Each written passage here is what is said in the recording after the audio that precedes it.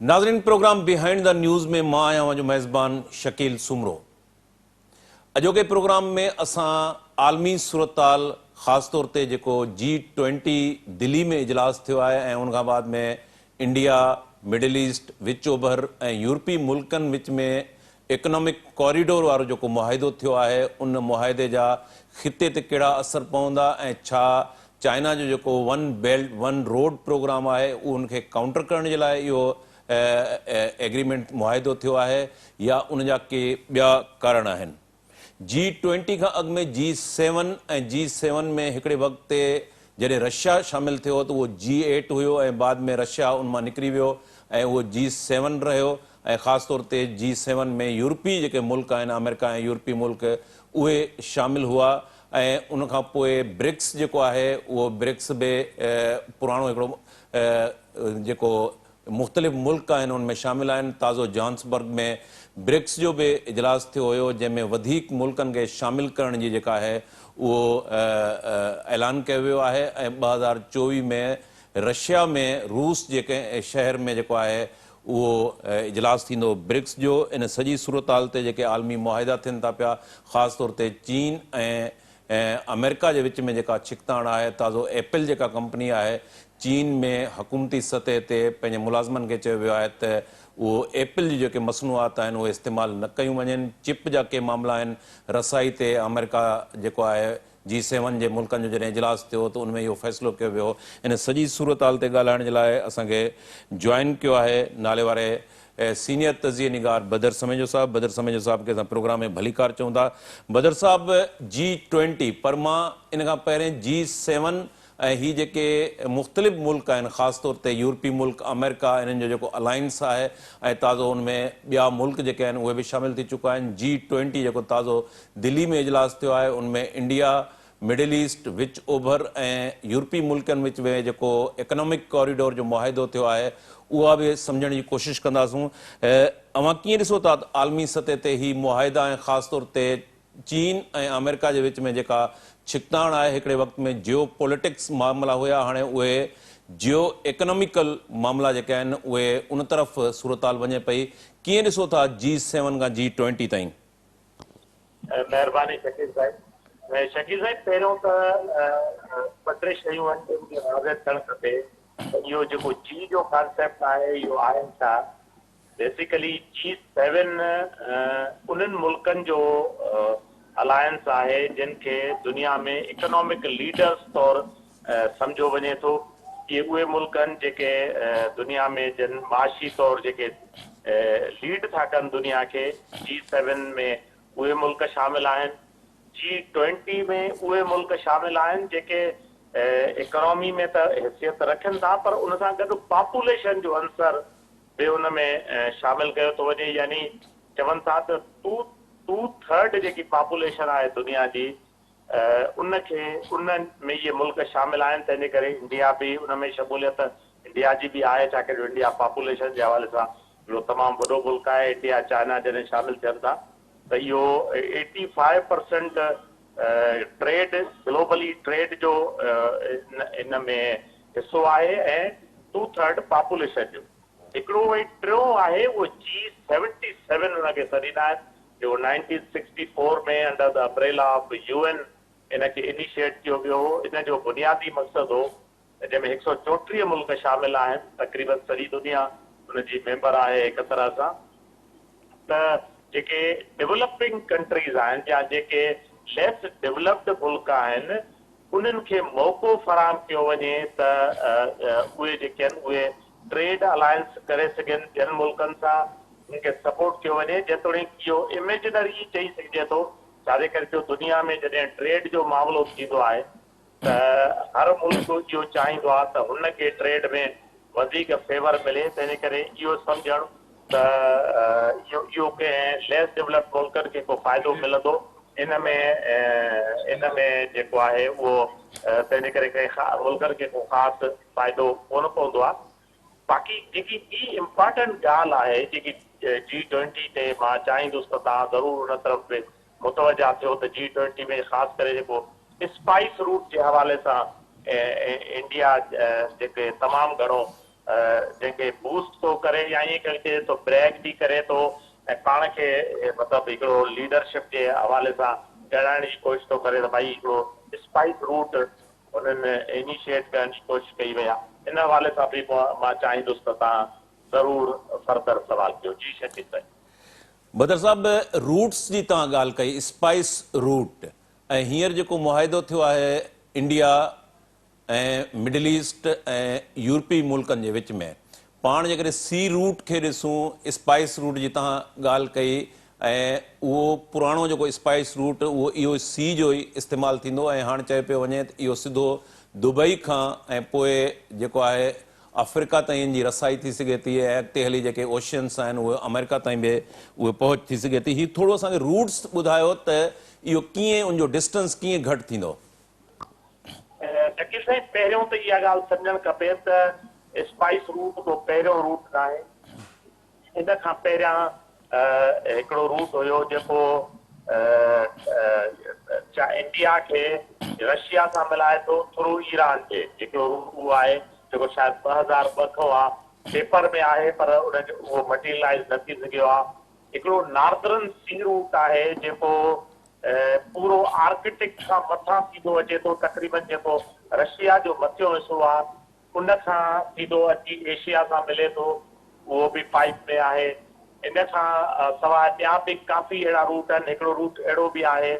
जेको इराक जे डेवलपमेंट जे हवाले सां उनखे उहो तक़रीबन कोई 90s जे ज़माने जो आहे, उहो हुयो जंहिंमें इराक डेवलपमेंट रूट उनखे सॾनि था, इराक मां थी करे यूरोप में वञे पियो। इन तरह जा इहे स्पाइस रूट पहिरियों रूट न आहे। इन करे रूट जेको पेपर ते हूंदो आहे उहो त ॾाढो परफेक्ट हूंदो आहे, पर रूट खे मटीरियलाइज़ करण तमामु घणा रूट्स आहिनि जेके पेपर उहे मटीरियलाइज़ न थी सघिया आहिनि। उनजो हिकिड़ो मेजर कारण इहो आहे, जेतोणीकि स्पाइस रूट जे हवाले सां मां ज़रूरु थोरो ॻाल्हाईंदुसि त स्पाइस रूट तव्हां ईअं सम्झो त एशिया जो जेको यूरोप सां साईं ट्रेड आहे उहो it is more than $2 trillion. ठीकु आहे। ऐं जेको तक़रीबन इहो सॼो जेको ट्रेड थींदो आहे इहो सुएज़ कैनाल मां गुज़रंदो आहे, ऐं हिननि चयो आहे त इहो हुनखे अल्टरनेट ॾियणु चाहिनि था। ॿी जेकी इम्पोर्टेंट ॻाल्हि आहे उहा इहा आहे त बम्बई खां जेकी शिप निकिरंदी आहे साईं उहा 28 ॾींहंनि में यूरोप पहुचंदी आहे, ऐं जेको स्पाइस रूट आहे उहो शिपिंग जेको टाइम आहे उनखे 40% घटाए उनखे तक़रीबन 16 ॾींहंनि में, it is more than 2 weeks, 16 ॾींहंनि में उहो बम्बई खां जेको जहाज़ निकिरंदो उहो यूरोप पहुचंदो। इन करे ट्रेड में हिकिड़ो टर्म इस्तेमालु थींदो आहे, टाइम इज़ मनी। जॾहिं तव्हां टाइम बचायो था त दरअसल तव्हां पैसा बचायो था। तो इन हवाले सां स्पाइस रूट बेशक हिकिड़ो आइडियल रूट आहे, पर उहो मटीरियलाइज़ थिए थो या नथो थिए, उन में जेकी वॾे में वॾी रुकावट आहे उहा रुकावट इहा आहे त इन जी फंडिंग केरु कंदो। जेको सीपेक आहे साईं उहो उन जी कामयाबी जा जेको वॾो कारण आहे उहो इहो आहे त it is totally China funded route. ठीकु आहे साईं। ठीकु।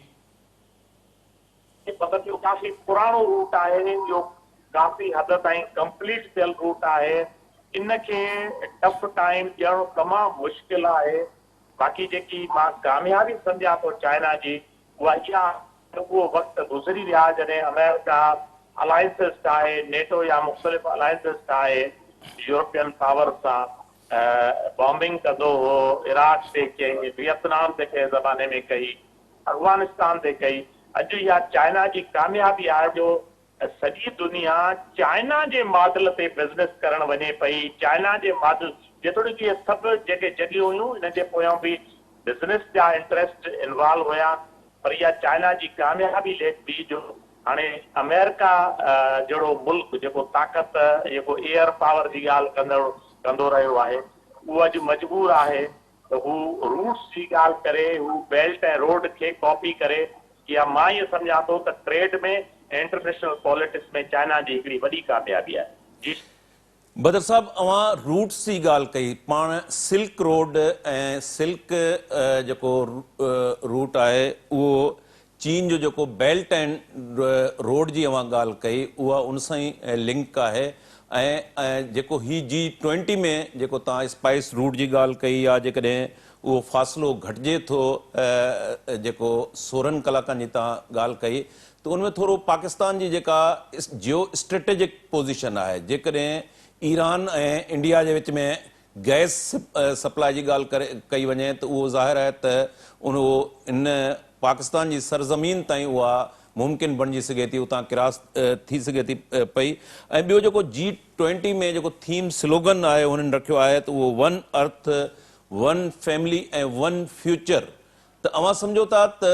वन अर्थ ते ज़ाहिर आहे त ॿिया मुल्क बि आहिनि वन फैमिली ऐं वन फ्यूचर उनमें चीन अमेरिका उनखे इंगेज करे सघिजे थो ही जेके मल्टी पावर्स आहिनि उहो अॻिते हली डायलॉग जी शिकिल में किथे हिकिड़ी जाइ ते वेही करे मामला हल करे सघनि था ही जेको G20 जो थीम स्लोगन आहे सही हिकिड़ी ॻाल्हि सम्झो जेको जंहिंते अर्दगान बि त तव्हां को बि रूट विदाउट टर्की जी बि ॻाल्हि कई आहे त तव्हां रशिया तव्हां चओ था त तव्हां कंहिं रूट में अॻिते वधी सघो था त इहो ॾाढो डिफिकल्ट आहे पहिरीं ॻाल्हि सम्झणु खपे त अमेरिका में जेको वॾे में वॾी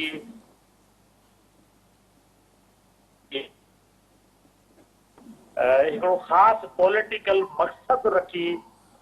को बि कमु कजे मिसाल उनजे पोयों हिकिड़ो पॉलिटिकल मक़सदु हुजे इहो ई सबबु रहियो आहे त हू वियतनाम में बि नाकाम थिया हुननि खे अॻिवां सीपेक जी जेकी वॾी कामयाबी आहे उहा इहा आहे त एवरीबॉडी सीपेक सॼनि खे हिकिड़ो मौक़ो फराहम करे थो ऐं हुन में पाकिस्तान जी जेकी हैसियत आहे उहा आहे इंतिहाई जेके चइजे त सेंट्रल पोज़ीशन आहे पाकिस्तान जी ऐं पाकिस्तान जो जेको जियो पोज़ीशनिंग आहे उहा इहा आहे त पाकिस्तान फराहम थो करे हिकिड़ो रूट फराहम थो करे पूरी सेंट्रल एशिया खे त central Asia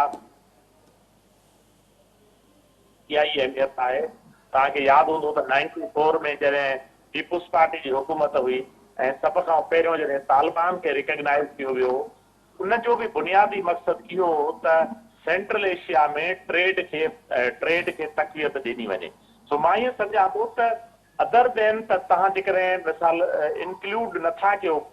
rest of the world खे कहिड़ा बि मुल्क आहिनि उनखे जेकॾहिं तव्हां इहो रखी ज़हन में रखी शुरू था कयो त भई फलाणे काउंट कंटेन करणो आहे इन तरह जी नियत सां जेके बि रूट अलायंसिस ठाहिया वेंदा आहिनि उहे अल्टीमेटली नाकाम थींदा आहिनि जेकॾहिं G20 इहो ज़हन में रखे त भई हिते पाकिस्तान खे एक्सक्लूड करणो आहे हिते रशिया खे काउंटर करणो आहे या कंहिं बि ख़ासि मुल्क खे चाइना खे काउंटर करणो आहे त पोइ इहो कामयाबु न थींदो सॼी दुनिया हिन में इंक्लूड न हूंदी को बि अलायंस को बि रूट कामयाबु नथो थी सघे जी शकील साहब बदर साहब पाण ब्रिक्स ते अचूं था ऐं ब्रिक्स में कोशिशि कई पई वञे त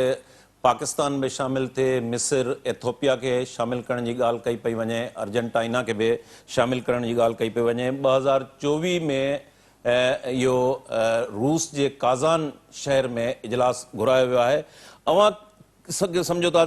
ब्रिक्स में सऊदी अरब बि वेठो आहे सऊदी अरब G20 में बि वेठो आहे सऊदी अरब जा इंडिया सां कुझु ट्रेड जेके एग्रीमेंट्स आहिनि उहे बि थिया आहिनि ईंदड़ फ्यूचर में तव्हां ब्रिक्स खे कीअं था ॾिसो इकोनॉमिकल हवाले जा सभ खां जेको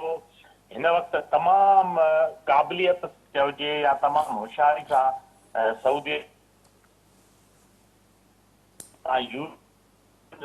जेके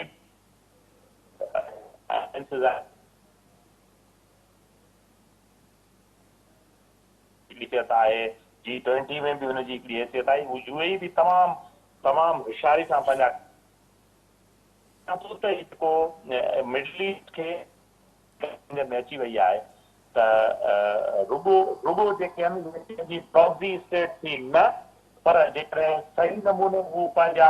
जियो स्ट्रेटेजिक पोज़ीशन खे इस्तेमालु कंदा त हुननि खे तमामु वॾो फ़ाइदो थींदो ऐं this is their high time उन्हनि जेके आहिनि उहे बहितर डिसीजन वरिता आहिनि ऐं उहे हुन में प्रोग्रेस बि कंदा बाक़ी जेकॾहिं उहे फ़क़ति कंहिंजी क्लाइंटेल स्टेट थी थियनि था, मिसाल जीअं US थी रहिया आहिनि, त पोइ उन्हनि खे उन्हनि मां को ख़ासि फ़ाइदो न थियो आहे। मुंहिंजे ख़्याल में ही सभई शामिल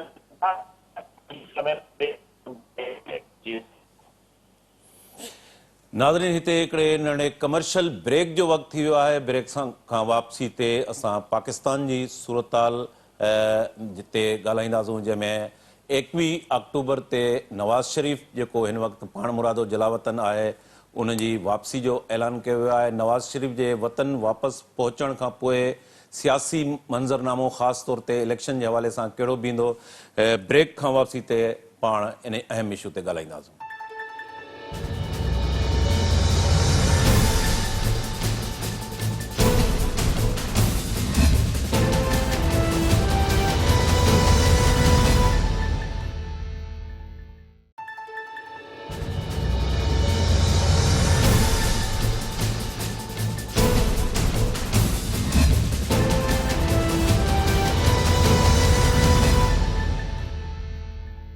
वेलकम बैक नाज़रीन। सीनियर तज़िये निगार शाहीन कुरैशी साहब असांखे टेलीफोन लाइन ते ज्वाइन किया। असां प्रोग्राम में खेस भलीकार चऊं था। शाहीन साहब, कैसे देखते हैं आने वाले जो वक्त है उसमें इलेक्शन की बातें हो रही हैं।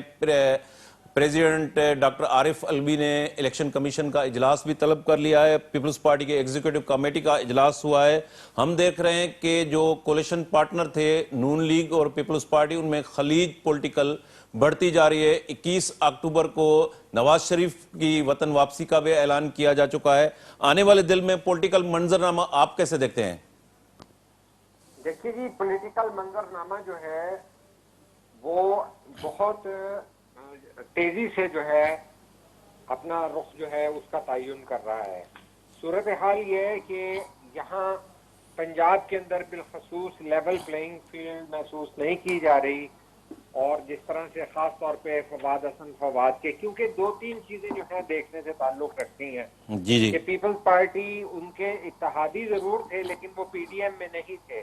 लेकिन जिस तरह से नवाज शरीफ की वापसी की बात हो रही है, नवाज शरीफ सेकंड टाइम सजा याफ्ता होने के बावजूद बाहर चले गए हैं।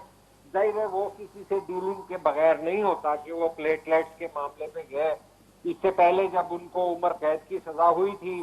तो वो सरूर पैलेस जो है सऊदी अरब में चले गए और वहां पे 10 साल रहे। पहले वो मानते नहीं थे कि उनकी डील हुई है मुशर्रफ से, जनरल मुशर्रफ से। बाद वो 5 साल माने, बाद वो पता चल गया कि 10 साल बाद डील के बाद आए थे।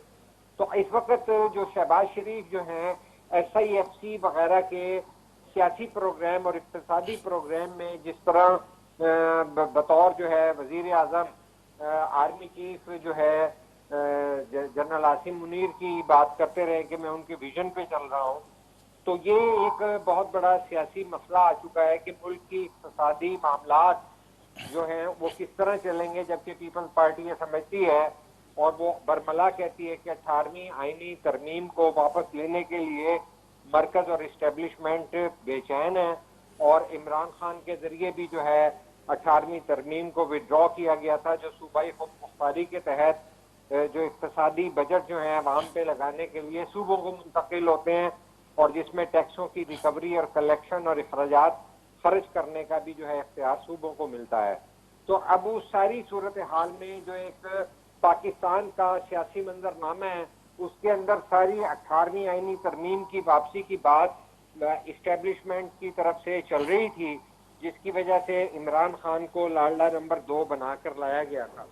अब यहाँ ये परसेप्शन बन रहा है कि लाडला नंबर 1 को दोबारा वापस लाया जा रहा है जी, और इसके ऊपर बेचैनी पाई जाती है। PTI तो ऑलरेडी मोतरज है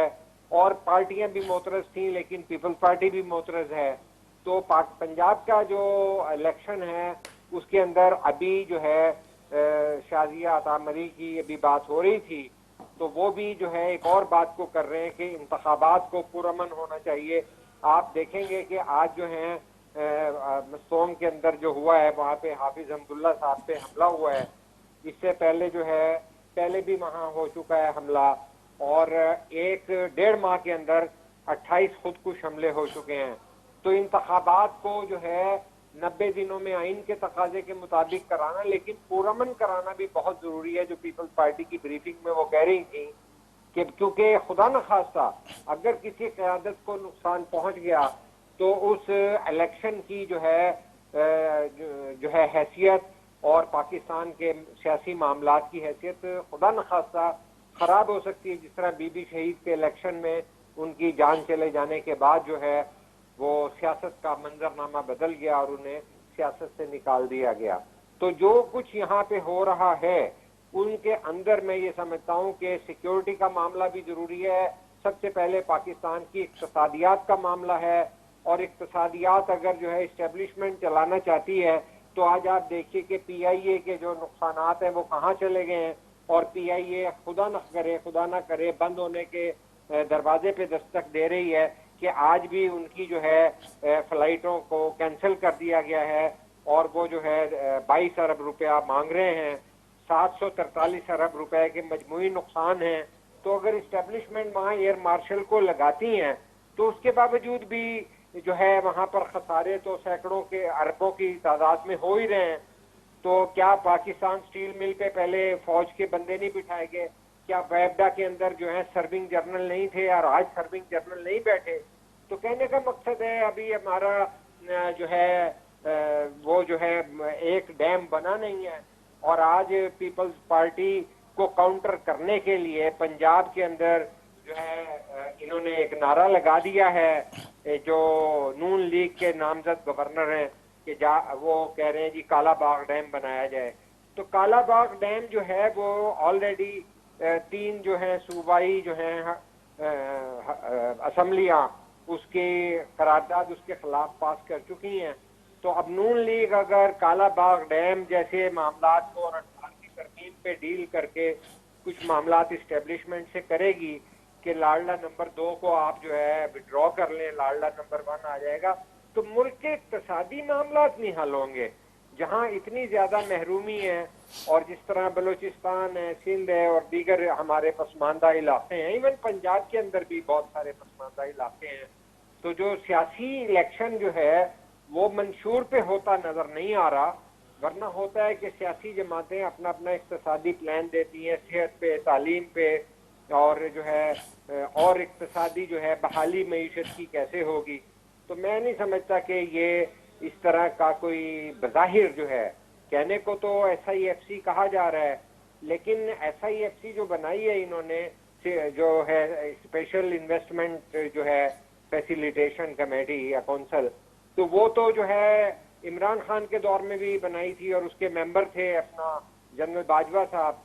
تو وہ ڈیولپمنٹ کونسل تھی۔ تو کہنے کا مقصد ہے یہ ہمیشہ جو ہے کب جو ہے ہماری اسٹیبلشمنٹ جو ہے مالی معاملات سے باہر رہی ہے، لیکن ذمہ داری تو لیتے نہیں ہیں، ذمہ داری تو سیاسی قیادت کو ڈال دی جاتی ہے۔ لیکن اگر آپ دیکھیں تو کہتے ہیں جی کہ انہوں نے زیادہ بھرتیاں کی ہیں، لیکن پھر ایئر مارشل جو لگتے ہیں پی آئی اے کے، تو آج مطلب کل دبئی سے ہمارے رک گئے تھے جہاز، تو تحریری ضمانت پہ وہ انہوں نے واپس آنے دیے ہیں، اور وہ ان کو فیول بھی نہیں دے رہے تھے۔ تو اس وقت بھی انہوں نے 22 ارب روپے مانگے ہیں، تو اور 2030 تک خطرہ یہ ہے کہ 1977 ارب روپے کا جو ہے نقصان ہو جائے گا، جبکہ اب تک 743 ارب کے مجموعی نقصانات ہیں پی آئی اے کے۔ تو ادارے چلانا جو ہے یہ اپنا جو ہے ہماری سیکیورٹی اداروں کو، ملک کو سنبھالنا چاہیے اور جگہ پر، تاکہ یہاں پر غیر یقینی کی فضا ختم ہو۔ اور جس طرح نون لیگ کہتی تھی کہ ووٹ کو عزت دو، نون لیگ کو جو ہے تمام اداروں کو اپنے اپنے آئینی دائرہ کار میں رہنے کے ایجنڈے پہ جانا پڑے گا، لیکن اگر وہ جو ہے لاڈلا نمبر 1 بن کے آئیں گے تو یہ حالات جو ہیں اسی طرح رہیں گے کہ جس طرح ہماری اب بندیال صاحب ریٹائر ہو رہے ہیں، تو ہماری سپریم کورٹ کے اندر بھی تقسیم تھی اور اس نے کوئی جو ہے وہاں کیسز ختم نہیں ہوئے، کوئی انصاف نہیں ملا، وہ اندرونی لڑائی اور معاملات کے، سیاسی معاملات کے اوپر ہی کیسز جو ہیں وہاں پہ چلتے رہے ہیں۔ تو جب ملک کے اداروں میں اتنی تقسیم در تقسیم ہو جائے گی اور دنیا بھر کے اندر معاشی معاملات اتنے گمبھیر ہو جائیں گے اور پاکستان کے غریب عوام کو 2 وقت کی روٹی حاصل کرنا مشکل ہو جائے گا، تو میں نہیں سمجھتا کہ یہ انتخابات جس کا ابھی مستقبل بھی طے نہیں ہو پا رہا، جس کا الیکشن کمیشن ابھی اعلان بھی نہیں کرنا پا رہا، جبکہ آئین کے تحت 90 ڈیز کے اندر ہونا چاہیے. تو کہنے کا مقصد ہے کہ میں تو نہیں کوئی ایسا اچھا منظر دیکھ رہا کہ جس کے اندر ملک کی معیشت کی بحالی، عوام کی زندگی میں کوئی خوشحالی لانے کے پلان ہوں، اور جو ہے نفرت کی سیاست اور ڈیوائیڈ کی سیاست، تقسیم کی سیاست ختم ہو، اور جو ہے مل جل کے، چونکہ جس طرح کل بلاول کہہ رہے تھے کہ حالات ایسے ہیں کہ کوئی سنگل پارٹی جو ہے وہ اس قابل نہیں ہے کہ ملک کے گھمبیر ترین اور مشکل ترین معاملات کو حل پیش کر سکے. تو انہیں سر جوڑنا پڑے گا اور اسٹیبلشمنٹ کو اور دیگر قوتوں کو اپنا جو ہے رول ری ڈیفائن کرنا پڑے گا کہ جس کے اندر کوئی ان کا لاڈلا نہ ہو اور سب کو یہ فیل ہو کہ انہیں لیول پلینگ فیلڈ مل رہا ہے، جس طرح Peoples Party level playing field اس وقت نہیں سمجھ رہی. وہ کہتے ہیں کہ فواد حسن فواد جیسے نواز شریف کے جو پرنسپل سیکرٹری ہیں ان کو آپ نے وزیر لے لیا، تو ظاہر ہے وہ بیوروکریسی اور تعیناتیاں اس طرح کر رہے ہیں جو پنجاب کے اندر بالخصوص، کیونکہ پنجاب کی سیٹیں زیادہ ہیں اور پنجاب کا اگر ایکویلیبریم جو ہے وہ خراب ہو جائے گا تو پھر جو ہے منصفانہ الیکشن کی بجائے پھر متنازع الیکشن کی طرف بات چلی جائے گی. اور آپ یہ دیکھیے کہ کس طرح اثر ہوتا ہے. ہمارے ہاں تو جو ہے غیر یقینی کی فضا سے ڈالر ایک دم سے اوپر نیچے چلا جاتا ہے. تو کہنے اور جہاں تک گڈ گورننس کی بات ہے تو گڈ گورننس کے اندر اگر یہی ہمارے ادارے اب روزانہ جو ہے بجلی چوری کو پکڑ رہے ہیں اور چینی کے ذخائر کو پکڑ رہے ہیں، آٹے کے اور گھی کے ذخائر کو پکڑ رہے ہیں، تو پہلے ہمارے یہ ادارے کیا سوئے ہوتے ہیں؟ اور مجھے یہ بتائیے کہ ایران کا پیٹرول جو ہے وہ بارڈر کراس کر کے ہی آتا ہے نا، جو بارڈر جو ہے پاکستان کی سیکیورٹی کے اداروں کے انڈر دیے گئے ہیں. تو یہ بہت سارے ایسے سوالات ہیں جن کے جو ہے جواب جو ہیں ڈھونڈنے پڑیں گے، اور وہ اسی وقت ہوتا ہے کہ جب آپ سر جوڑ کے بیٹھیں اور پاکستان کو اولویت دیں، پاکستان کے عوام کو دیکھیں کہ خدا نخواستہ اگر یہ بے چینی بڑھتی گئی تو جس طرح بجلی کے بلوں پہ لوگ خود رو طریقے سے گلی محلوں میں احتجاج کر رہے تھے، تو پھر یہ خدا نخواستہ کوئی ملک جو ہے خانہ جنگی یا سول وار یا بد امنی کی طرف نہ چلا جائے. کیونکہ ہمارے باہر کے دشمن بھی ہیں، ہمیں اندرونی طور پر ملک کو ایک محفوظ ہاتھوں میں رکھنا پڑے گا. اور محفوظ ہاتھوں میں جب ہوتا ہے کہ آپ انکلوسیو سب کو شامل کر کے معاملات کو لے کے جائیں. کیونکہ ماضی کے اندر جب آپ نے سلیکٹ کر کے عمران خان کو لائے تھے تو اس نے پھر کیا کیا؟ انہوں نے آپ کے جی ایچ کیو پہ حملہ کر دیا، کور کمانڈر پہ، آپ کہہ رہے ہیں یہ کہ کور کمانڈر پہ حملہ کر دیا، شہداء کی جو ہے یادگاروں کی توہین کی اور ان تنصیبات پہ حملے کیے. تو آپ بھی تو اپنی کوئی غلطی کا اعتراف کریں عوام کے سامنے کہ ہاں ہمارے سے غلطی ہوئی تھی اور ہمیں عمران خان کو نہیں لانا چاہیے تھا. تو پھر جو ہے وہ انتقامی کارروائیاں، نیب کا استعمال، وہ معاملات جو ہیں کسی طرف رکیں گے. تو اب یہ میں نہیں سمجھتا کہ جو موجودہ روش جو چل رہی ہے جس میں نہ الیکشن شیڈیول دیا گیا ہے اسمبلی ختم ہونے کے باوجود، تو یہ ملک کے اندر کس طرح سے استحکام آئے گا شاہین اور کس طرح سے. شاہین صاحب، آپ جیسے کہہ رہے ہیں کہ سر جوڑنے والی بات وہ ہمیں نظر نہیں آ رہی. پولیٹیکل کنفرنٹریشن بڑھ رہا ہے. فواد حسن فواد کو جب کیبنٹ میں لیا تو بلاول کو سنگل پارٹی کا ٹرم استعمال کرنا پڑا اور 28 خودکش حملے ہو چکے ہیں. لا اینڈ آرڈر کی صورتحال ورسٹ ہوتی جا رہی ہے. اکنامیکل کرائسس آپ کے سامنے ہیں. تو یہ پیپلز پارٹی اور نون لیگ تو کولیشن پارٹنر تھے. یہ معاملات بگڑے کہاں پر؟ کس چیز پہ یہ معاملات ہوئے جو اب متنازع کالا باغ ڈیم کے ایشو کو اٹھایا جا رہا ہے؟ 18ویں ترمیم ختم کرنے کی بات ہوتی جا رہی ہے. پہلے تو یہ ایک پیج پہ تھے، کولیشن پارٹنر تھے، پھر دبئی میں ڈائلاگ ہوا. معاملات کہاں سے یہ بگڑے ہیں؟ معاملات یہ بگڑے ہیں جی کہ ہمیشہ اسٹیبلشمنٹ، دیکھیں نون لیگ جو ہے وہ ضیاء الحق کے ذریعے لائی گئی تھی اور ضیاء الحق نے جنیجو لیگ بنا کر اور محمد خان جنیجو کو وزیر اعظم بنایا تھا پیر پگاڑا کی ریکمنڈیشن پہ. جی. لیکن اس کے بعد جب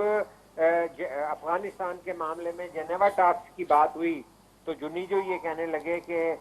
جنیوا ٹاکس میں اس کا سیاسی مسئلہ حل کیا جائے اور جنگی حل نہیں ہے. تو اس کے بعد جو ہے ان کو बरतरफ कर दिया ज़ियाउल हक ने और नवाज शरीफ को मैरियट में जो है जाके नून लीग बना दी। तो ये उनके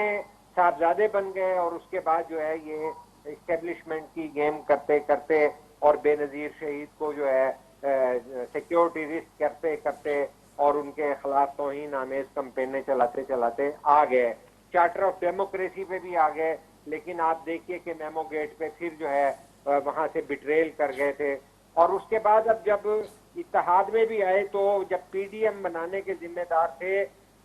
बिलावल, और बिलावल जब लाहौर में आके मीटिंग करते थे तो मरियम मुलाकात का भी टाइम नहीं देती थी, लेकिन जब पीडीएम बन गई तो उनको धक्के दे के निकाला गया, क्योंकि वो ये कह रहे थे हम कोई गैर आईनी तरीका नहीं करेंगे कि इस्तीफे दे दें या धरना दे दें जी। तो वो उसके बाद जो है कामयाब भी वही हुआ जो उनका आइन के अंदर मौजूद प्रोविजन था कि भाई अदम एतमाद की तहरीक के जरिए जो है हटा दिया जाए। उसका क्रेडिट लेने के बाद आज भी देखिए कि वो उन्हें कहते हैं कि जी इलेक्शन हो जाता अगर जो है पीपल्स पार्टी जो है अदम एतमाद ना लाती। तो जब उनके साथी जो आज भी सिंध के अंदर जीडीए से एमक्यूएम से मिलके फजलुर रहमान साहब और तलाल चौधरी जिस तरह आके सिंध में